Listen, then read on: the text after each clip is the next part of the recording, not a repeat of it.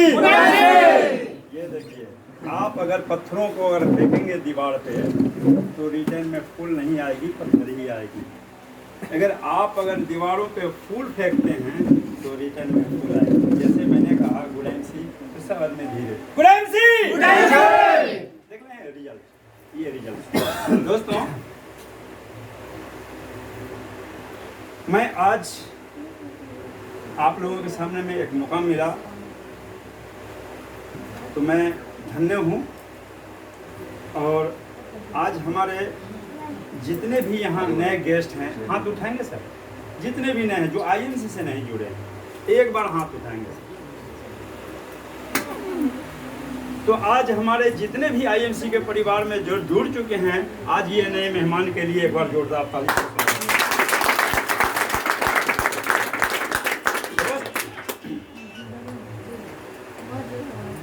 जिंदगी सबको मिलता है वक्त बदलने के लिए। जिंदगी सबको मिलता है वक्त बदलने के लिए। जिंदगी सबको मिलता है वक्त बदलने के लिए, लेकिन जिंदगी दोबारा नहीं मिलती है अपने वक्त को बदलने के लिए। मेरा नाम मोहम्मद कलाम और मैं वैशाली डिस्ट्रिक्ट के रहने वाले हैं। जंदाहा हमारा ब्लॉक प्रखंड है, यहाँ से बिलोंग करता हूँ।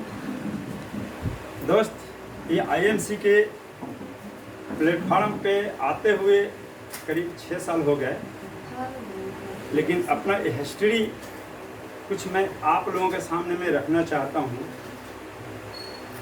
कि अपने ज़िंदगी को अगर बदलना है तो कोई दूसरा आपकी और हमारी ज़िंदगी बदलने के लिए नहीं आएगा, वो खुद को ही बदलना पड़ेगा।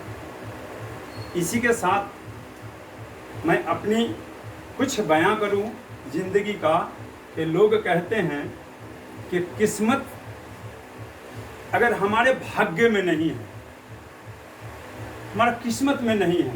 दोस्त, आज आपके सामने में मैं अपनी बयां करता हूं कि मैं बहुत ज़्यादा पढ़ा लिखा नहीं हूँ, क्योंकि मैं उस घर का परिवार का एक सदस्य था और मैं हूँ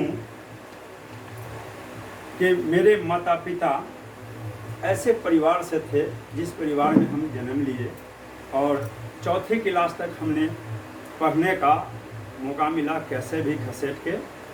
और उस ज़माने की बात है, सन 1975 की बात है कि 2 रुपये के कारण मेरा 5वीं में एडमिशन नहीं होता है। दोस्त, ये उस परिवार को, गरीबी को झेलते हुए मैं कलकत्ता चला गया। वहाँ पे 20 साल का ज़िंदगी मैंने गुजारा। किसी तरह बहुत तकलीफ़ें आई, न जाने कि भगवान कितने तकलीफ़ का सामना मुझे दिया और मैं उससे लड़ता रहा। उसके बाद 20 साल वहाँ से जब निकले कलकत्ता से तो दिल्ली में गए, और ये 40 साल के करियर में मेरा जो पे आउट था वो एक हेल्पर का 8,000 रुपया लास्ट पेमेंट उठाया आईएमसी में आने तक। दोस्त, मेरे साथ में 5 लड़की, 2 लड़के, 2 मैं खुद, 9 परिवार से दिल्ली में रहा करते थे और सुबह 9 बजे से 12 बजे रात तक वो काम किया करते थे। अगर कहीं भी अगर बाहर भी निकलना होता तो गेट पे वो जो गार्ड होते हैं वो निकलने नहीं देता था। अगर हम पेशाब करने के लिए भी जाते थे तो बता के जाना पड़ता था, टिकट देता था कि इतने देर के अंदर में आना है तुमको। दोस्त, ये ज़िंदगी थी हमारी। और मैं एक बार आप लोगों से जोरदार ताली उनके लिए कि जो हमारे ज़िंदगी में श्री मंसूर आलम जी आए और आईएमसी के कुछ कहानियाँ बताएं उन्होंने, जैसे आप सुन रहे हैं। वो भी कहाँ पे, तो वो तब मेरे को चैलेंज आता था कि जब कंपनी वाले ने साल में 2 महीने 3 महीने का ब्रेक देता था कि अब कंपनी में काम नहीं है, अब आप घर को जाइए और फिर जब काम होगा तो मैं बुला लूँगा। तब मेरे ज़िंदगी में बहुत बड़ा एक चैलेंज आता था कि वो भी 8,000 रुपया में किसी तरह से जो हम अपने बच्चों को पाला करते थे। लेकिन अब क्या करें, ये 3 महीना कैसे गुजरेगा।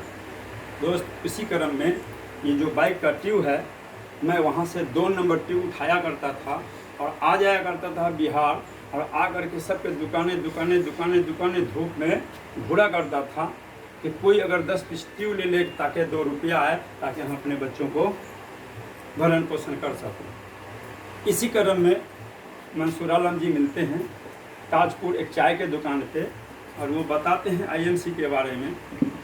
तो बात मुझे समझ में नहीं आई, इसलिए कि ये सारा चीज़ नहीं समझ में आया था मुझे।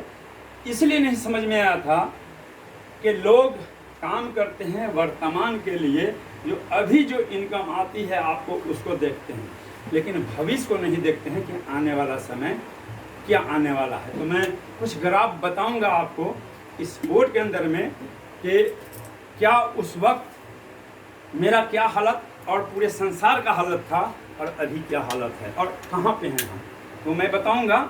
उससे पहले मैं ये बताऊं कि इस कंपनी के इस प्लेटफॉर्म पे समझते समझते ये जो ज्वाइनिंग हुई हमारी, तो वो एक किताब उस टाइम में मिला करता था, उसको साइड में रख दिया, और ये फेरी वाला काम कर रहा था ताकि वहाँ से 2 पैसे करेंट पैसा आता था। मतलब वर्तमान में जो पैसे इनकम मुझे चाहिए था बच्चों को भरण